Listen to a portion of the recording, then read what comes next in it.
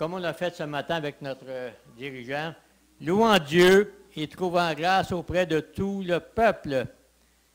Et le Seigneur ajoutait chaque jour à l'Église ceux qui étaient sauvés. C'est merveilleux. Je vais prier pour nos candidats maintenant. Bon Père Céleste, merci pour cette joie maintenant d'entendre les choses merveilleuses que tu fais dans les vies de ceux qui viennent à toi par la foi. Je te remercie pour Alex et Myriline. On te prie pour Wesseline, bon Père Céleste, de préparer leur cœur à venir en avant. Partager, Seigneur, les choses merveilleuses que tu as accomplies dans leur vie.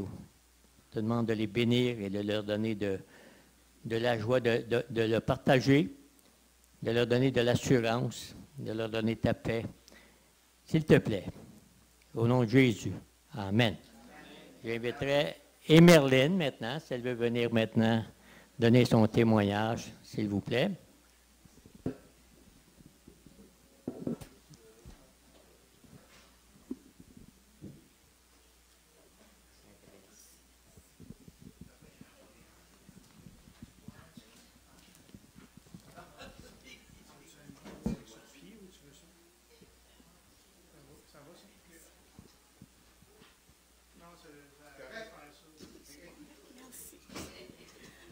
Bonjour mes frères et sœurs.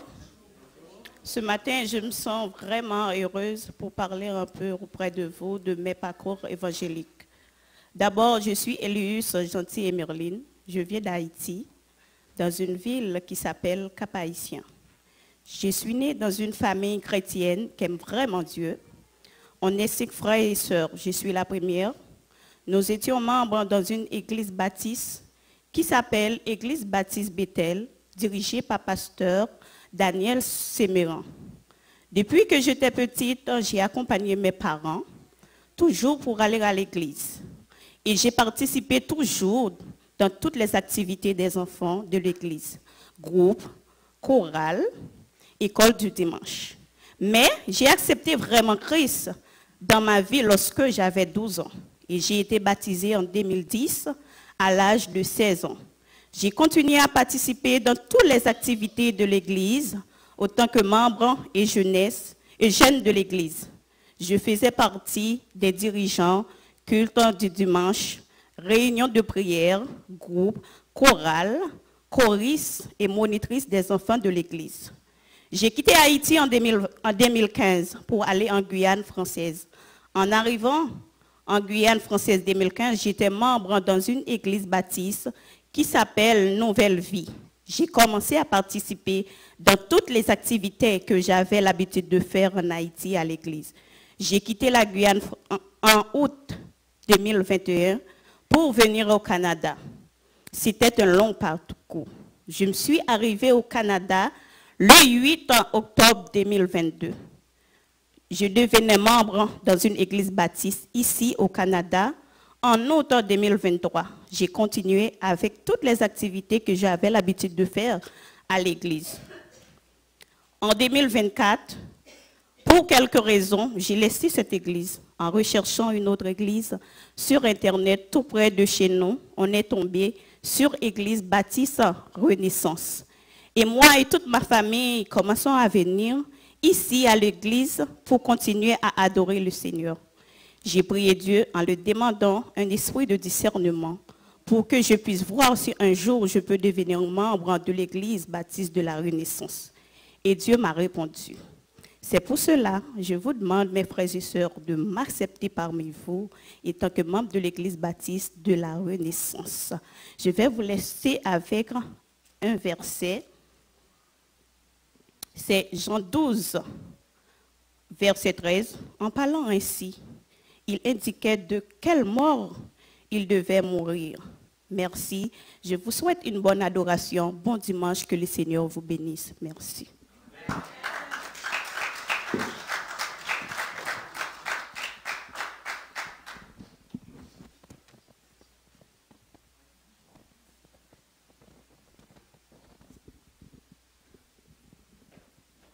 Merci, Marilyn.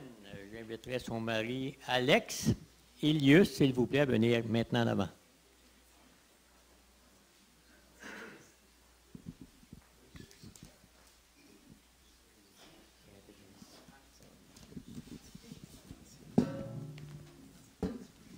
Bonjour mes frères et sœurs. Alors, pour tous ceux qui ne me connaissent pas sur le nom, je réponds sur le nom de Alex Elius. Donc, et je suis originaire d'Haïtien, né le 3 novembre 1992 à Saint-Marc, Haïti. Alors, quand j'étais en Haïti, je ne connais pas Dieu parce que je grandis dans une famille qui ne sont pas chrétiens. Et en 2015, j'ai quitté Haïti donc pour aller en Guyane française. Donc, étant en Guyane française, en 2017, j'ai donné ma vie au Seigneur. Et puis, en 2018, j'ai été baptisé par pasteur Georges Jean-Denis. J'étais membre d'une église qui s'appelle l'Association Baptiste Nouvelle Vie, dirigée par pasteur Georges Jean-Denis. Alors, en 2022, on a décidé de quitter la Guyane pour venir au Canada.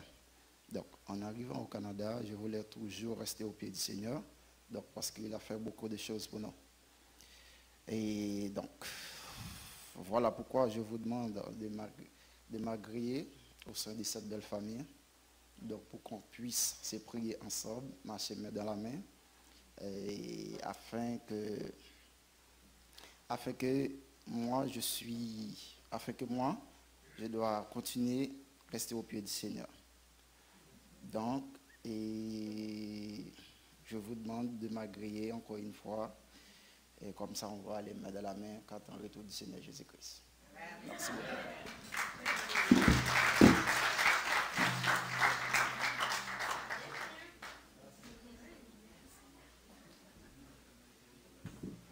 Merci Alex. Merci Alex. Nous entendrons maintenant notre sœur Wiseline Louis, maintenant.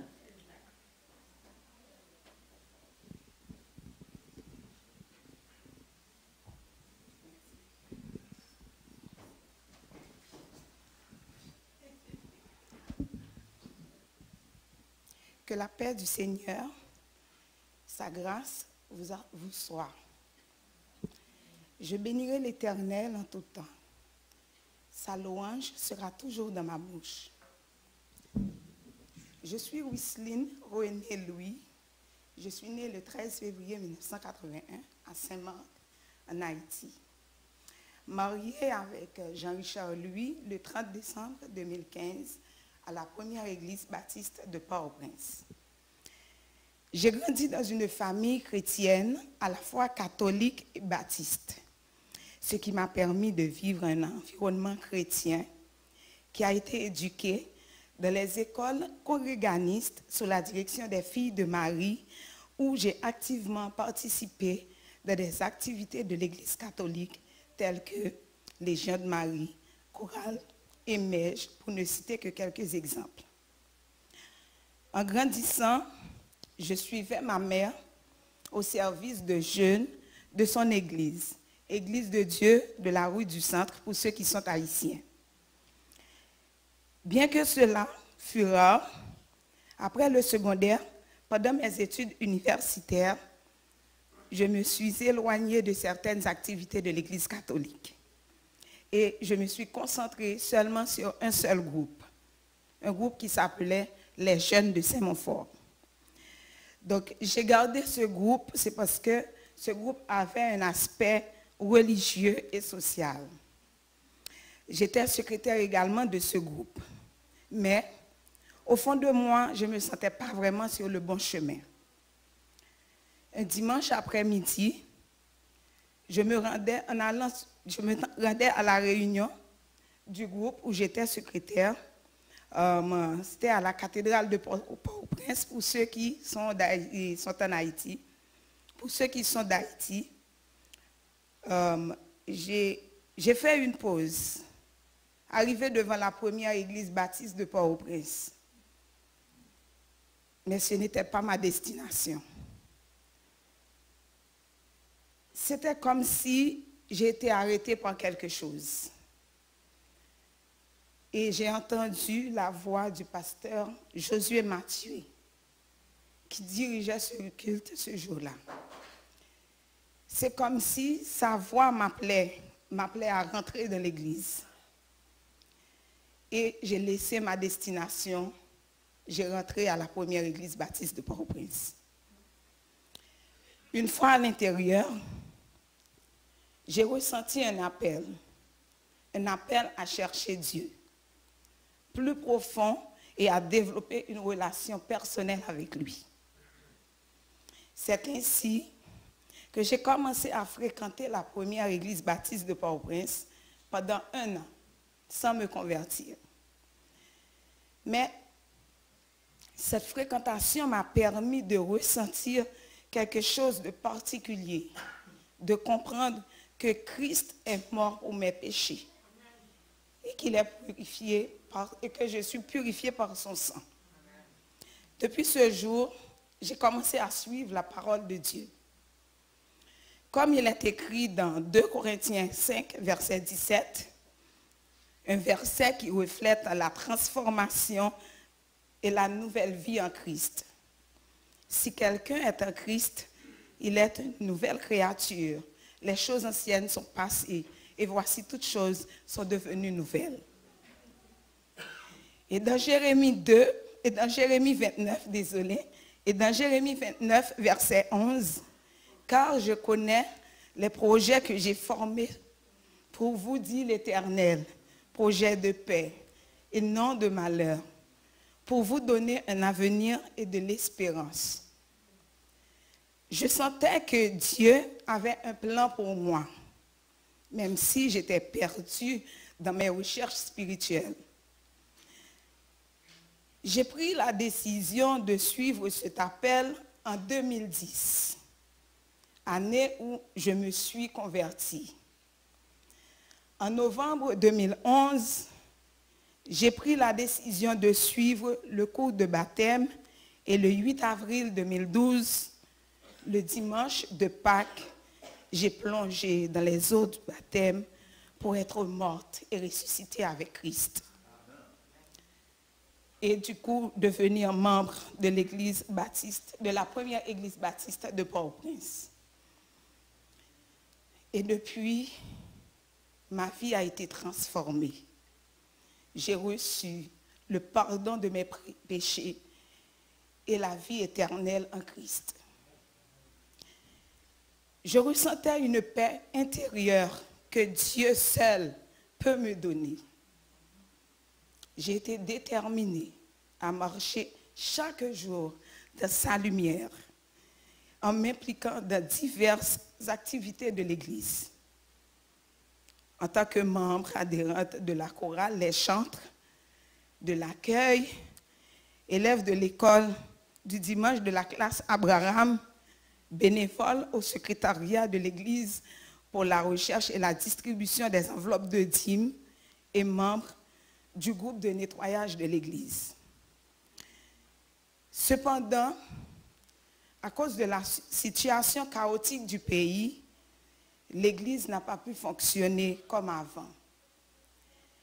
Et nous avons commencé à suivre les services de culte et de prière en ligne avant que l'Église ferme ses portes, finalement, à la fin de l'année 2022. Cependant, en juillet 2023, j'ai quitté Haïti pour venir passer des vacances ici au Canada. Je suis encore en vacances.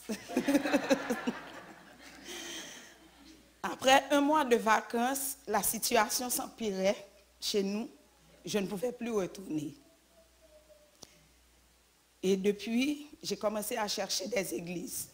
J'ai fréquenté plusieurs églises à Saint-Michel, au Charleroi, avant d'arriver ici à l'église Renaissance RDP, le dimanche 4 février 2024, sous l'invitation de Sœur Cléanta, qui est ma cousine. Depuis, je continue à approfondir ma foi et m'impliquer dans certaines activités de l'église petit à petit, comme le nettoyage de l'église avec Sœur Ninan et la chorale inter-église. Maintenant, j'aspire à devenir membre bientôt. Je termine mon témoignage avec Acte 10, versets 9, 16 et Philippiens 3, verset 14. Donc, c'est un peu trop long, je ne les lis pas. Ces passages, je choisis ces passages, c'est parce qu'ils illustrent mon parcours spirituel, ma compréhension claire de la parole de Dieu, ma transformation spirituelle et mon engagement dans ma marche avec Christ. Tout au long de ma vie, j'ai cherché un sens profond à ma foi, un appel plus personnel et plus intime à Dieu. À chaque étape, j'ai cherché à... Merci. À chaque étape, j'ai cherché à comprendre la direction qu'il voulait que je prenne. Et aujourd'hui, je peux dire avec assurance que je suis sur le bon chemin. Cela me rappelle aussi que mon parcours chrétien n'est pas une course rapide, mais un cheminement constant, une course qui demande persévérance et détermination, un appel à grandir dans la foi, à rester ferme dans mes convictions, à poursuivre le chemin éternel que Dieu a préparé pour moi. Le chemin qui n'est pas seulement un salut éternel, mais aussi une relation intime avec Dieu. Un service sincère envers lui et envers les autres. Une vie remplie de sa paix et de sa lumière. C'est avec ce désir ardent de continuer à suivre ma marche avec Jésus, de m'impliquer activement dans sa mission et de continuer à grandir dans ma foi que je me présente aujourd'hui pour devenir membre de cette Église, déterminé à suivre le plan de Dieu, déterminé à suivre le plan que Dieu a pour moi. Je m'engage à contribuer à la croissance spirituelle de cette communauté. Merci encore de m'avoir accueilli parmi vous. Et je prie pour que, ensemble, nous puissions poursuivre notre marche avec Christ, unis dans l'amour et dans le service de notre Seigneur. Merci.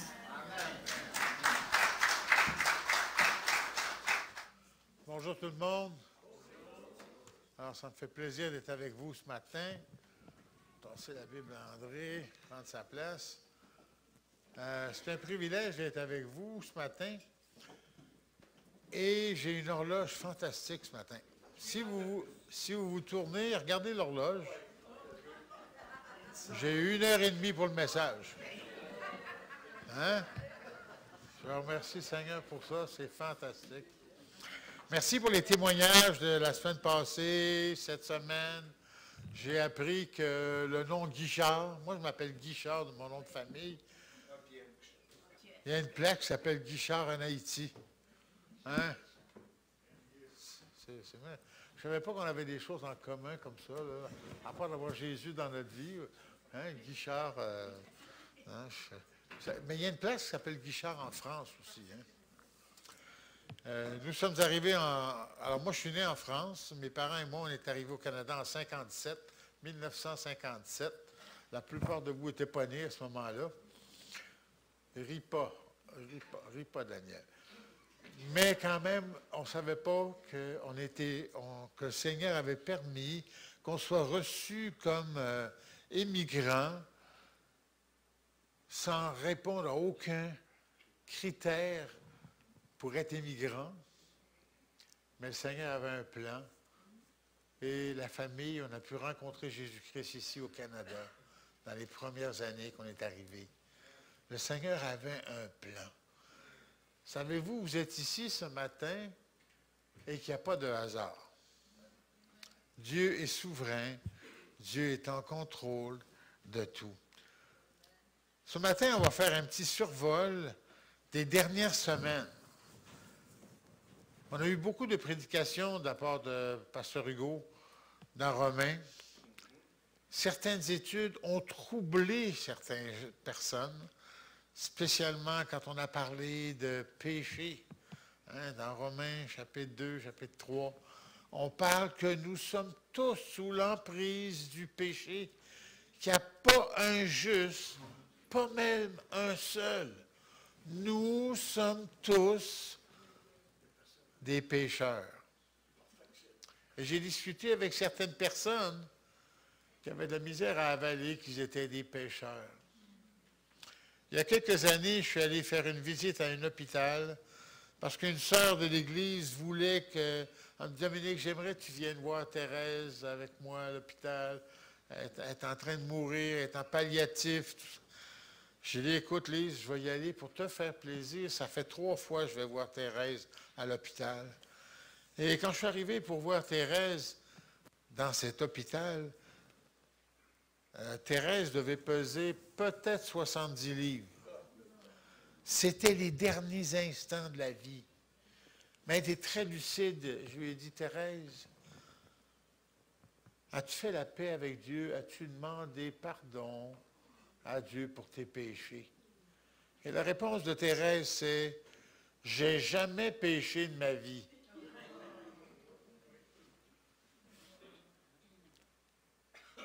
Par contre, le Seigneur avait un plan, parce que le Seigneur a toujours un plan.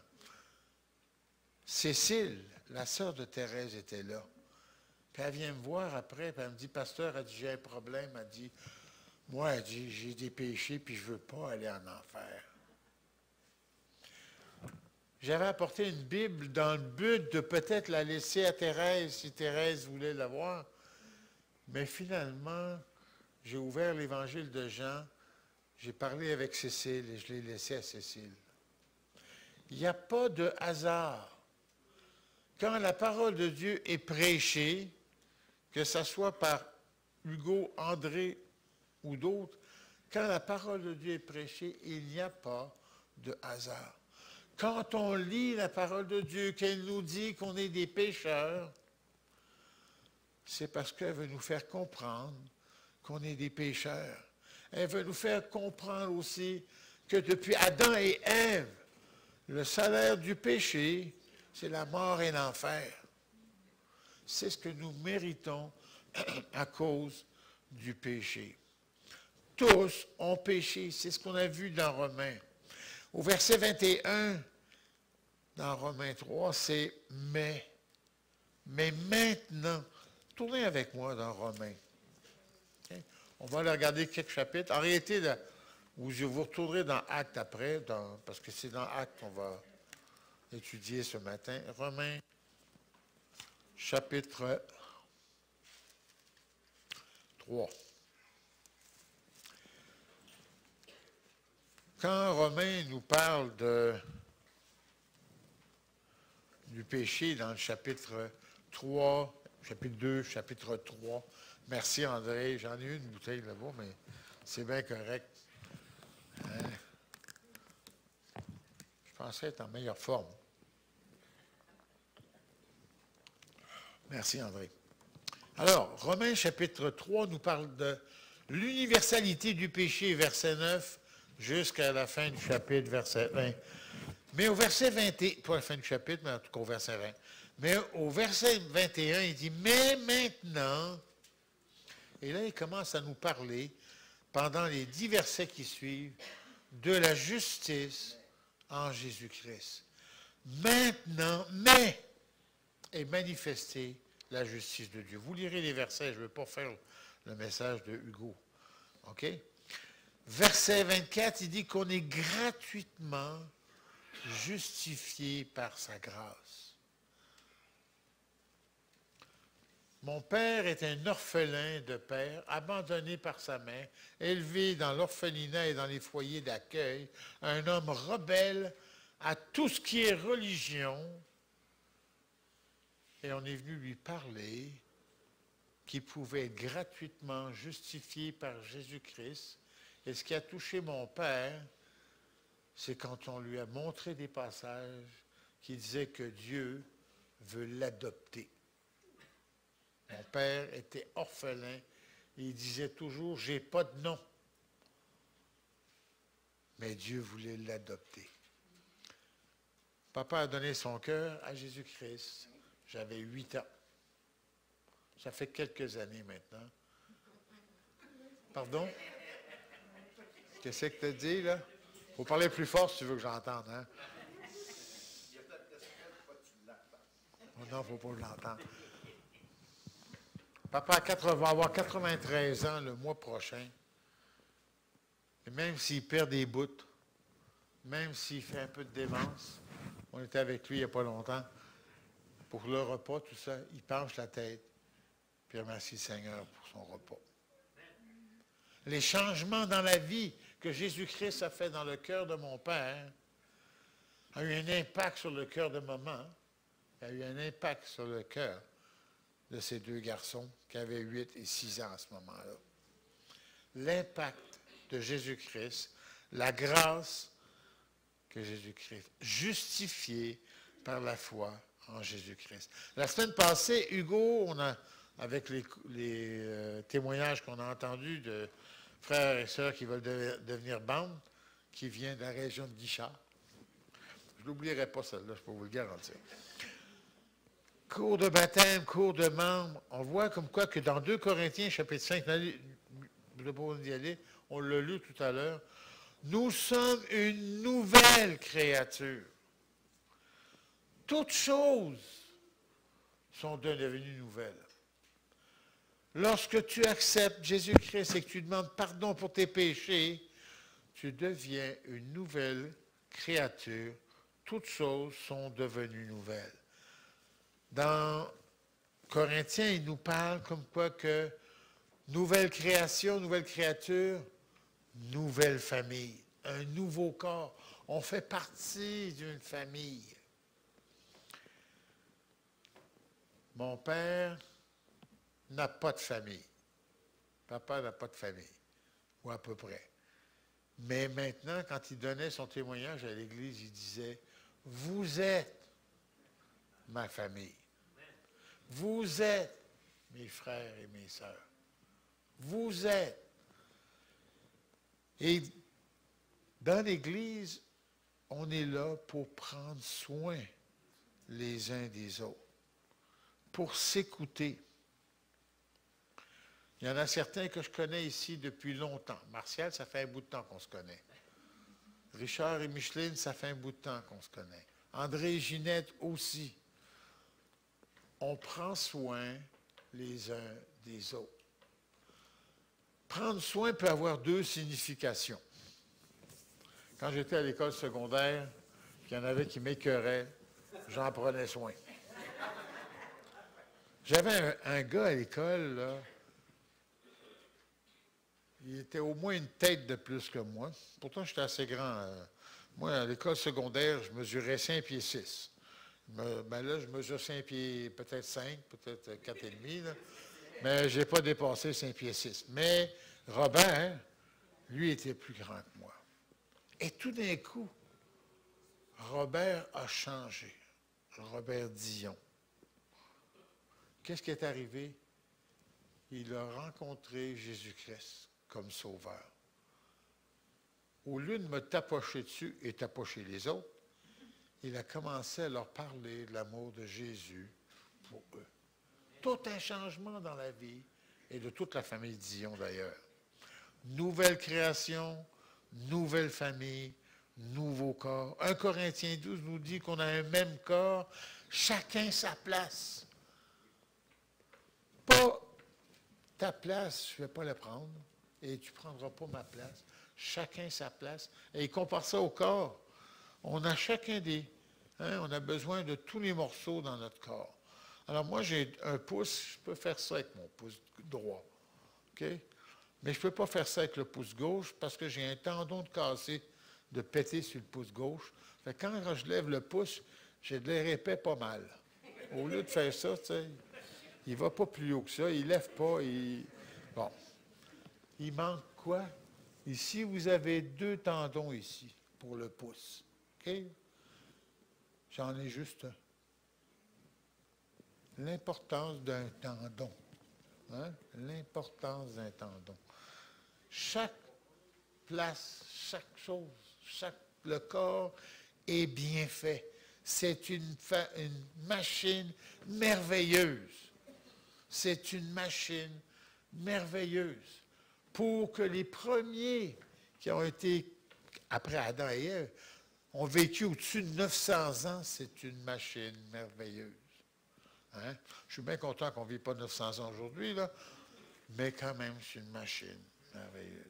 Nous sommes le corps, nous sommes les membres, chacun pour sa part. 1 Corinthiens 12, 27. Difficile à comprendre tout cela. Plusieurs frères, plusieurs sœurs, certaines personnes qui se posaient des questions sont venues me voir.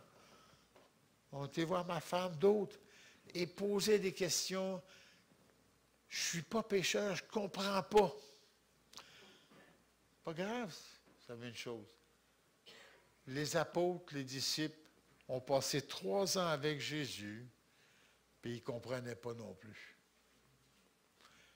Ils ont vu toutes sortes de choses se passer pendant 3 ans avec Jésus, et ils ne comprenaient pas. Ils ont vu les miracles de Jésus, les guérisons multiples de Jésus, qui guérisait et qui pardonnait les péchés. Et ils n'ont pas compris. Ils ont vu Jésus marcher sur l'eau. Je vais juste en citer quelques-uns, ne vous inquiétez pas, je ne ferai pas tous les évangiles, là. Puis Pierre aussi a marché sur l'eau. Mais ils n'ont pas compris. Ils ont vu la résurrection de Lazare. Hey, c'est pas banal quand même. Hein? Ben, ça fait 3 jours qu'il est dans le tombeau, là, dans un pays où il ne neige pas, là-bas. Il fait chaud. Bien chaud. Puis la sœur de Lazare a dit, oui, mais elle dit, il sent déjà. C'est pas banal. Quand Jésus a dit à Lazare de sortir, qu'est-ce qui est arrivé? Lazare est sorti. Même s'il était tout enrubanné, là, il est sorti. Ils ont vu ça. Ils ont même été chercher de la monnaie, d'argent, dans la bouche d'un poisson pour rendre à César ce qui est à César. C'est pas banal. J'en cite quelques-uns. La multiplication des pains et des poissons 2 fois pour 5000 et 3000 hommes. On ne sait pas exactement combien il y avait de personnes, mais il y avait au moins 5000 hommes. Si tu regardes, tu sais, je regarde les commentaires, ils disent qu'il y avait au moins 22 000 personnes là, qui ont mangé avec quelques poissons et quelques pains que Jésus a multipliés. C'est pas banal. Ils ont vu tout ça. L'entrée triomphale à Jérusalem, assis sur un âne, comme le roi rentre dans Jérusalem. C'est pas banal, ça. Ça a beaucoup de signification. Jésus annonce sa mort et sa résurrection. Ils n'ont rien compris. Ils n'ont rien compris. Au moment de l'arrestation de Jésus, dans Matthieu 28, verset 56, tous prirent la fuite. Jésus se retrouve tout seul. Pourtant, quelque temps avant, Jésus a dit à Pierre, tu vas me trahir. Avant que le coq chante, tu vas me trahir 3 fois. Jamais, il a dit. Et pourtant, Pierre a trahi Jésus 3 fois, comme il l'a dit. Pierre a vécu ça, ils ont tous entendu ça. Ils ont vu la mort de Jésus. Et Jésus le dit, je vais ressusciter le 3e jour. Quand ils sont arrivés au tombeau, ils ne s'attendaient pas à ça.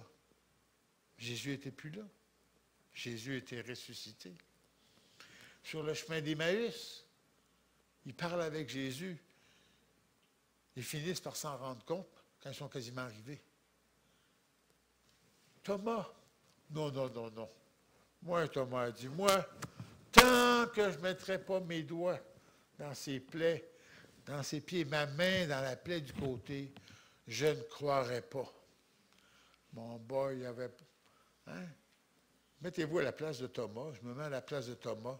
Jésus vient le voir, puis il dit, Thomas, mets ton doigt dedans. Hein? Regarde mes pieds, regarde mon côté. Qu'est-ce que Thomas fait? Thomas, il se met à genoux, puis il l'appelle mon Seigneur et mon Dieu. Hein? C'est pour ça qu'aujourd'hui, on dit, Hein, la réputation de Thomas. Ah, toi, tu es quelqu'un qui a des doutes, on l'appelle un Thomas. Et qui doit le regretter, Thomas? Hein? Mettez-vous à sa place, je le regretterais, moi. Jésus est vivant. Dans le chapitre 1 des Actes, OK, chapitre 1 des Actes, hop, chapitre 1 des Actes, Jésus est vivant. Tournez avec moi, chapitre 1.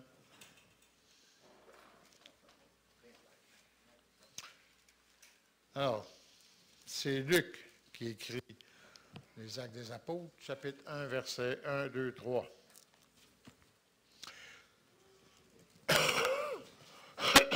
Excusez.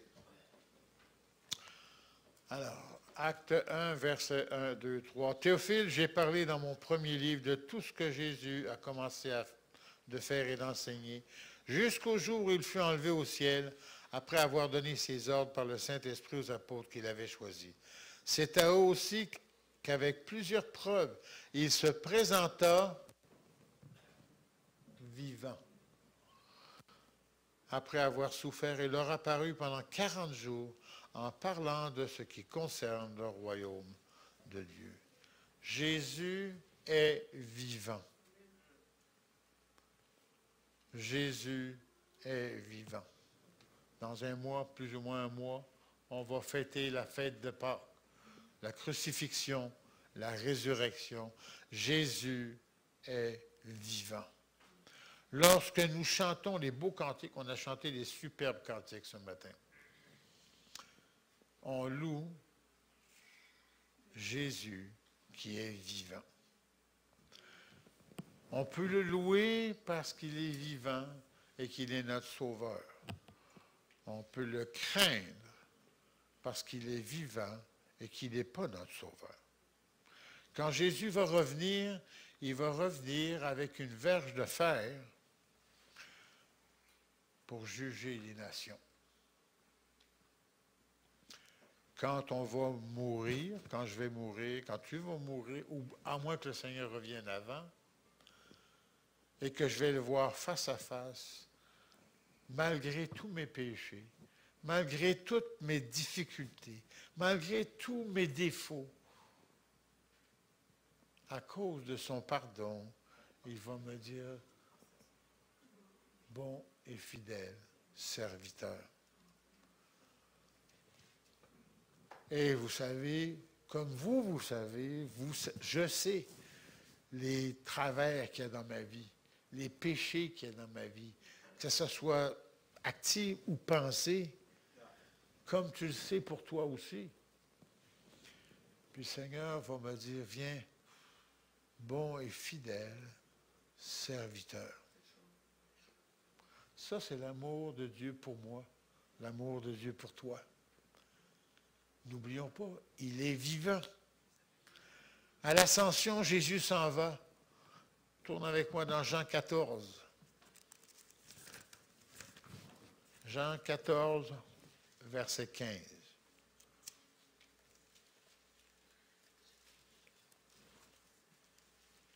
Alors, Jean 14.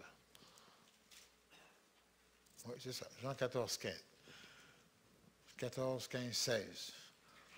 Si vous m'aimez, vous garderez mes commandements, et moi je prierai le Père, et il vous donnera un autre consolateur qui soit éternellement avec vous, l'Esprit de vérité que le monde ne peut pas voir parce qu'il ne le voit pas et ne le connaît pas, mais vous, vous le connaissez parce qu'il demeure près de vous, qu'il sera en vous.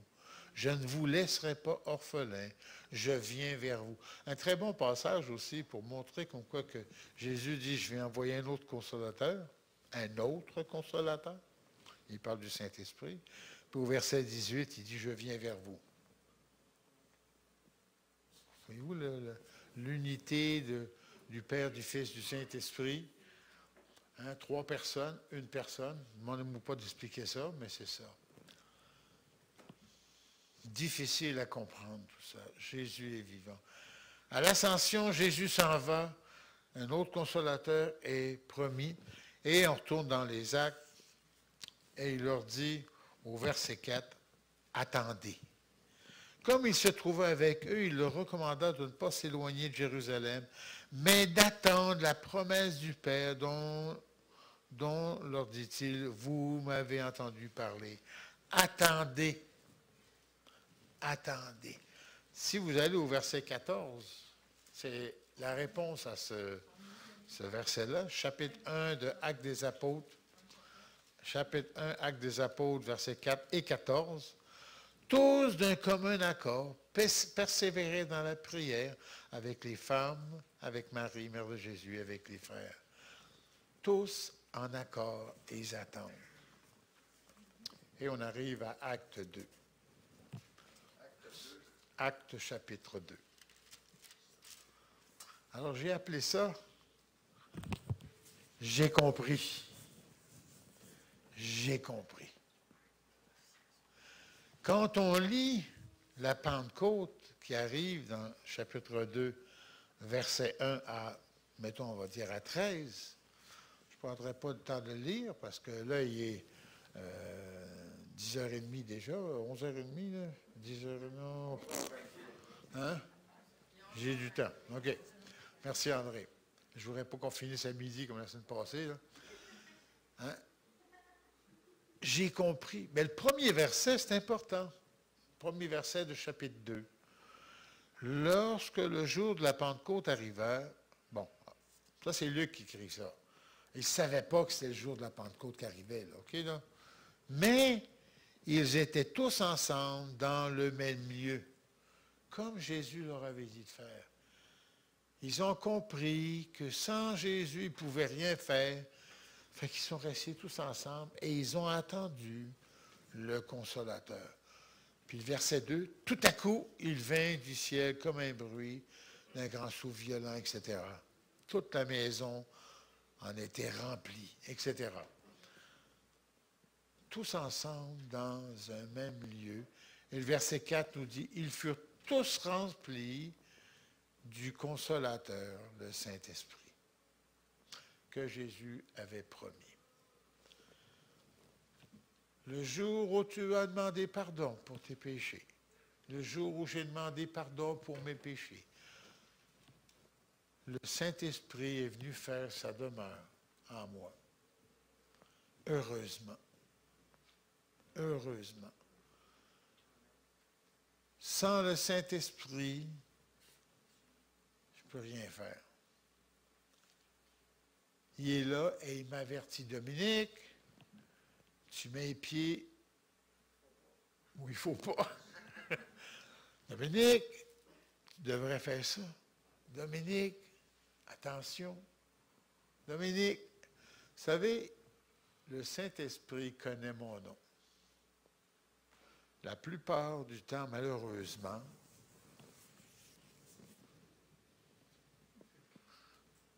je ne l'entends pas, ou je ne veux pas l'entendre, ou je veux faire à ma tête. Alors, je ne vous ai pas pris comme modèle, je me suis pris comme modèle, un mauvais modèle. Mais, même si je ne l'écoute pas, même si je ne l'entends pas, quand je désobéis et que je pêche, la parole de Dieu me dit que je peux me tourner vers Dieu puis demander pardon pour mon péché et qu'il est fidèle et juste pour me pardonner tout péché. Et je connais Jésus-Christ comme mon sauveur personnel depuis l'âge de 13 ans. Ça fait 60 ans, j'ai 73 ans. Malheureusement, je demande encore pardon pour des péchés, les mêmes péchés depuis 60 ans, à ma grande honte. Mais j'ai eu des victoires. Petite victoire comme ça. Quand ma femme et moi on se fréquentait, moi j'étais quelqu'un qui me rongeait les ongles au sang. Mais vraiment au sang, tu sais. Puis à un moment donné, j'étais en train de parler avec un frère qui luttait contre le tabagisme. Et je lui ai fait une remarque, là, écoute bien, il faudrait bien que tu lâches ça, tu sais. Et le frère me dit, OK, il dit, on peut-tu faire un engagement ensemble? Moi, j'arrête de fumer, puis toi, tu arrêtes de te ronger les ongles. Je vais vous dire une chose, je l'aurais frappé. Je l'aurais frappé. Sans savoir, c'est quelque chose qui m'achalait, ça. Dans la famille, on est 4 gars. Papa, 3 gars. Les 4 se bouffaient, se rongeaient les ongles. Les 4 au 100. Aujourd'hui, on se ronge plus les ongles. J'avais 30 et quelques années. Une victoire. Est-ce que c'est facile encore? Maintenant, oui. Et là, maintenant, c'est plus un problème. Mais les premières années, c'était là. Tu sais, c'est une mauvaise habitude. Même, j'allais dire, c'est une maudite habitude. On a tous des habitudes comme ça qui sont de mauvaises habitudes.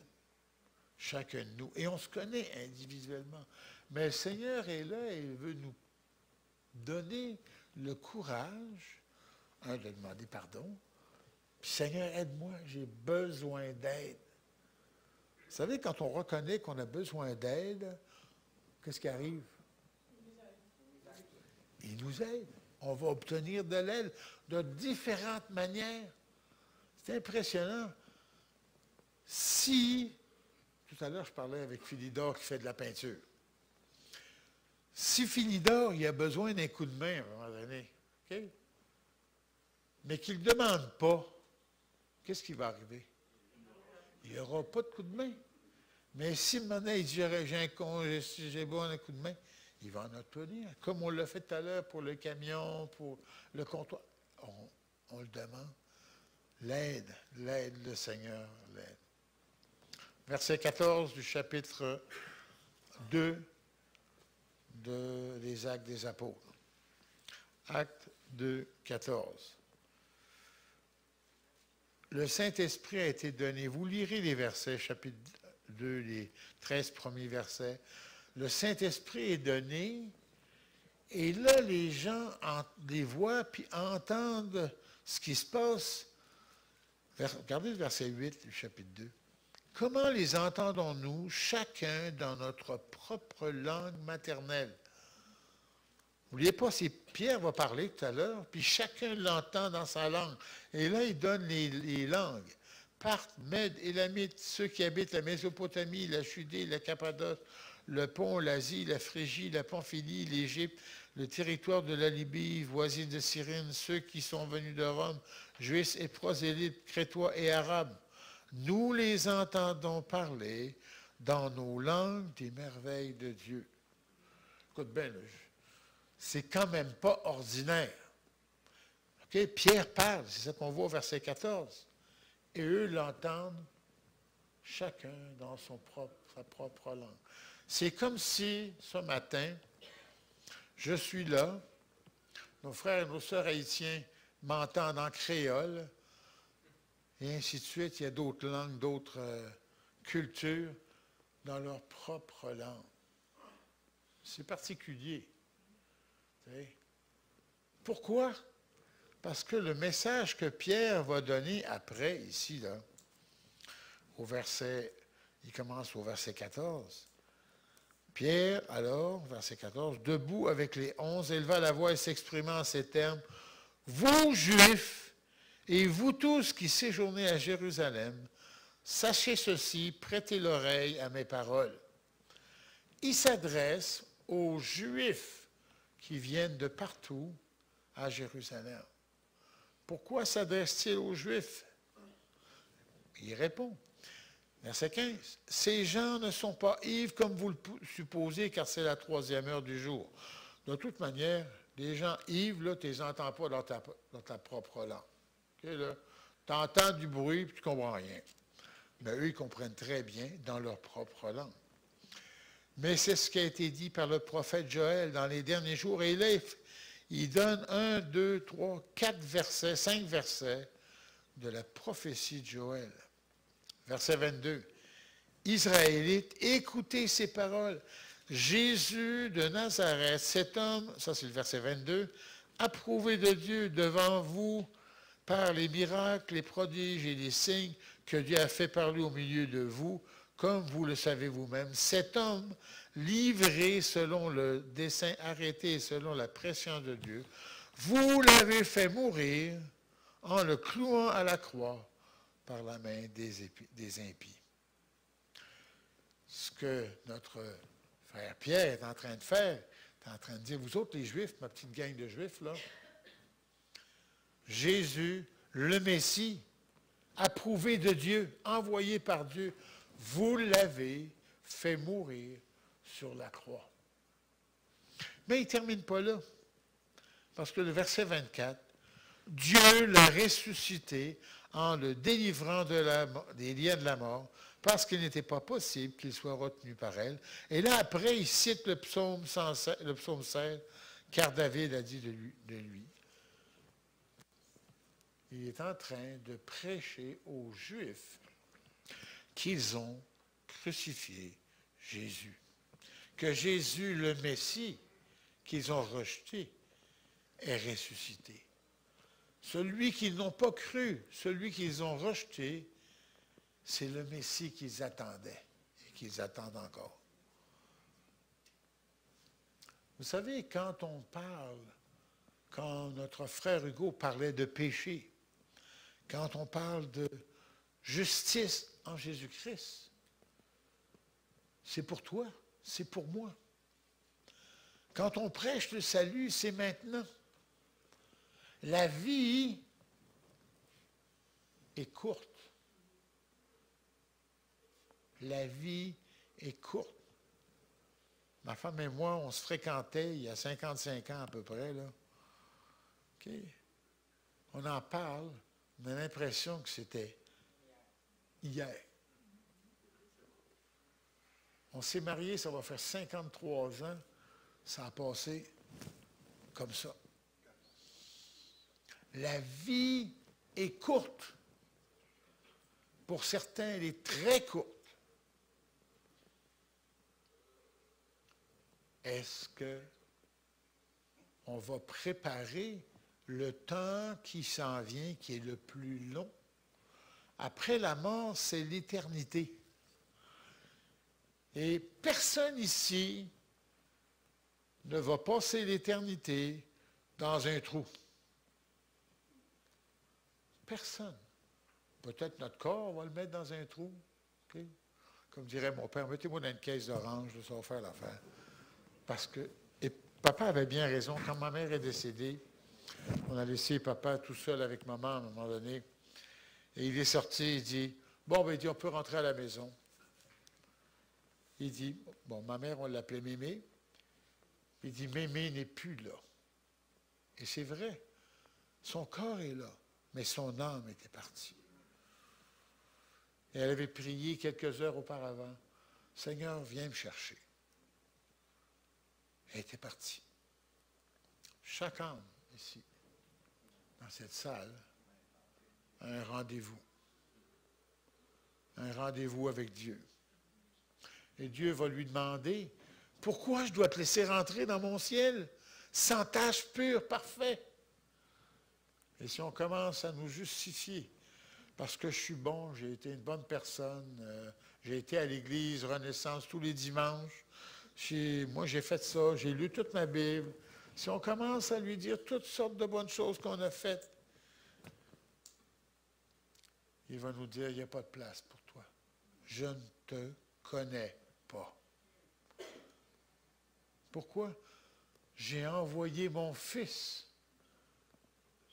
Hein, c'est vraiment Dieu qui a envoyé son Fils. La parole de Dieu nous dit qu'il plut à Dieu de faire mourir son Fils par amour pour chacun de nous. J'ai envoyé mon Fils et tu rejettes le salut que j'ai préparé. C'est ce que Pierre dit. Pierre a finalement compris. Il parle avec autorité. Il parle de quelque chose qu'il connaît. Il connaît le Fils. Verset 14, vous, Juifs israélites, écoutez mes paroles, verset 22. Jésus de Nazareth, tout ça. Ce Jésus, verset 36, tournez avec moi. Que toute la maison d'Israël sache donc avec certitude, ça c'est le verset 36, chapitre 2, que Dieu a fait Seigneur, Messie, ce Jésus que vous avez crucifié. Wow! Verset 37. Après avoir entendu cela, ils eurent le cœur vivement touché. Et ils dirent à Pierre et aux autres apôtres, « Frères, que ferons-nous? Je m'en vais sur le diable. Nous avons crucifié le Messie. »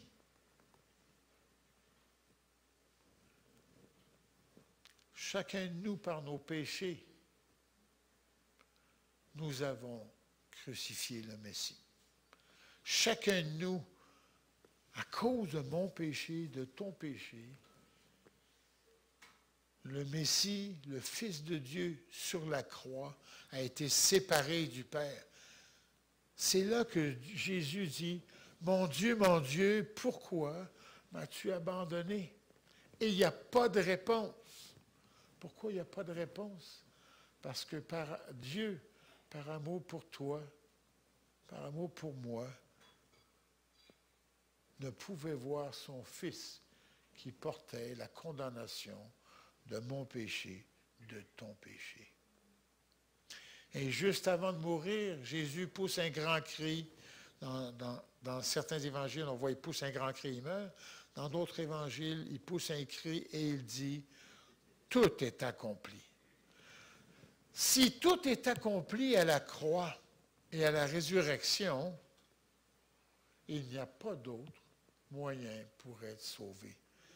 C'est pour ça que Jésus dit, « Je suis le chemin, la vérité et la vie.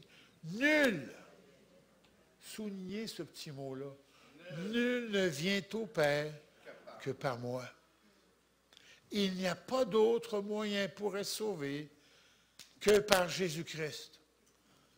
Et Jésus-Christ seul. La joie, c'est que je peux être sauvé par Jésus.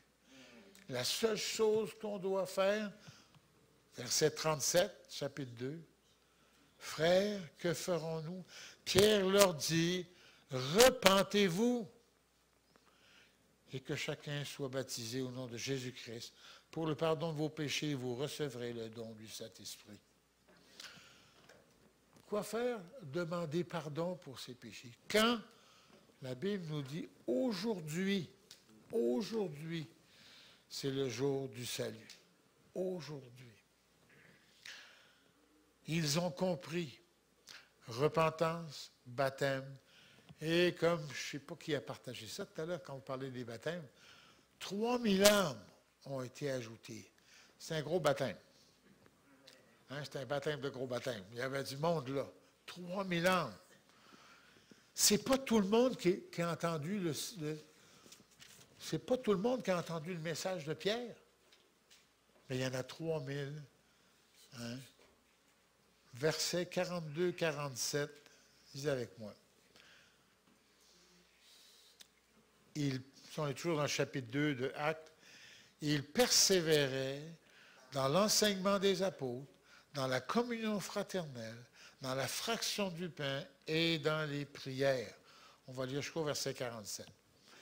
La crainte s'emparait de chacun, il se faisait beaucoup de prodiges et de signes par les apôtres. Tous ceux qui avaient cru étaient ensemble et avaient tout en commun. Ils vendaient leurs biens, leurs possessions, ils en partageaient le produit entre tous, selon les besoins de chacun. Chaque jour, avec persévérance, ils étaient au temple d'un commun accord. Ils rompaient le pain dans les maisons et prenaient leur nourriture avec allégresse et simplicité de cœur. Ils louaient Dieu et obtenaient la faveur de tout le peuple. Et le Seigneur ajoutait chaque jour à l'Église ceux qui étaient sauvés. Amen. Quand on lit ce passage-là, nous lisons le début de l'Église, le plan de Dieu. l'Église, le plan de Dieu.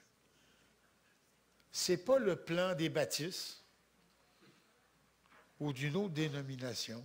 Ce n'est pas le plan des protestants. L'Église, c'est le plan de Dieu. L'Église, c'est le corps de Christ. L'Église, c'est la famille.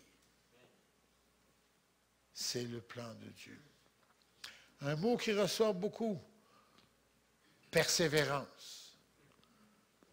Vous savez pourquoi ça prend de la persévérance? Je vais vous le dire. Parce que dans l'Église, c'est plein de pécheurs. Quand vous acceptez des membres, comme Anne et moi, ou d'autres, vous acceptez des pécheurs. Et quand il y a des pécheurs, ou quand il y a des hommes, il y a une phrase qu'on dit, il y a de l'hommerie. On est des pécheurs. C'est pour ça que la parole de Dieu nous dit d'exercer de l'amour, car l'amour couvre une multitude de péchés.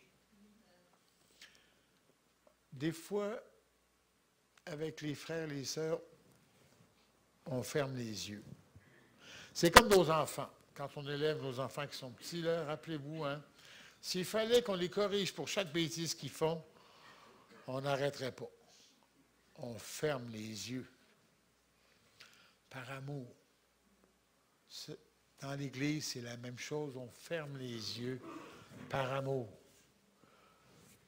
Celui qui corrige les cœurs, c'est pas toi, puis c'est pas moi. Le Seigneur il va me passer au cash quand c'est le temps. Hein? N'est-ce pas? Persévérance. D'autres choses. Enseignement des apôtres. La parole de Dieu. Hein? On appelle ça la parole de Dieu. Dieu me parle, Dieu te parle. La communion fraternelle. C'est le fun d'être ensemble. N'oublions pas, il y a une différence entre la communion fraternelle et la communion fratricide. Hein? Fratricide, là, c'est s'entretuer les uns les autres. Hein? Féminicide, parricide, homicide, fratricide. Là, c'est la communion fraternelle. C'est s'accepter les uns les autres. La fraction du pain, prendre la table du Seigneur ensemble. Les prières, tous d'un commun accord. Chaque jour, ils vivaient une vie communautaire. Chaque jour, avec persévérance, d'un commun accord, ils rompaient le pain avec allégresse et simplicité de cœur. Et comme on vient de dire, le Seigneur ajoutait chaque jour à l'Église ceux qui étaient sauvés. Que ferons-nous? Repentance, baptême, être ajouté à l'Église. Et cette promesse, verset 39, lisons ensemble, chapitre 2, verset 39. Car la promesse est pour vous, pour nous, pour vos enfants, pour nos enfants, et pour tous ceux qui sont au loin. En cas où vous ne le sauriez pas, là, tous ceux qui sont au loin, là, c'est nous autres. Par rapport à Jérusalem, on n'est pas à côté. On est loin. Réalisez-vous l'amour que le Seigneur a pour nous? Montréal, RDP, loin. Certains sont venus d'Haïti. Certains ont connu Jésus-Christ ici. Moi, je viens de France et j'ai rencontré Jésus-Christ au Canada, loin. En aussi grand nombre que le Seigneur notre Dieu les appellera. La promesse pour vous, pour nous, pour nos enfants, pour tous ceux qui sont au loin. Et je termine avec, la parole de Dieu nous dit, aujourd'hui, c'est le jour du salut. Aujourd'hui, c'est le jour du salut. Demain, on ne sait pas de quoi demain sera fait. Peut-être qu'on va être encore là dans 25 ans. J'aurai presque 100 ans. Ou je ne serai peut-être plus là demain matin. Le Seigneur m'aura rappelé et je devrais rendre des comptes. aujourd'hui est le jour du salut. Prions. Bon et tendre Père, merci pour ta parole. Merci pour tant d'amour pour chacun de nous. Merci pour Jésus-Christ sur la croix. Merci de ce que tu as bien voulu. Tu as consenti à porter le poids de mon péché, de notre péché. Merci de ce que tu as crié sur cette croix. Tout est accompli. Un salut parfait. Merci de ce que tu n'es pas resté dans ce tombeau, que tu es vivant. Merci que tu as quitté cette terre afin d'envoyer le Consolateur, le Saint-Esprit, qui vit en nous, qui nous aide durant toute notre vie à avoir une relation avec toi et à combattre le péché dans notre vie. Merci Seigneur pour tout cela.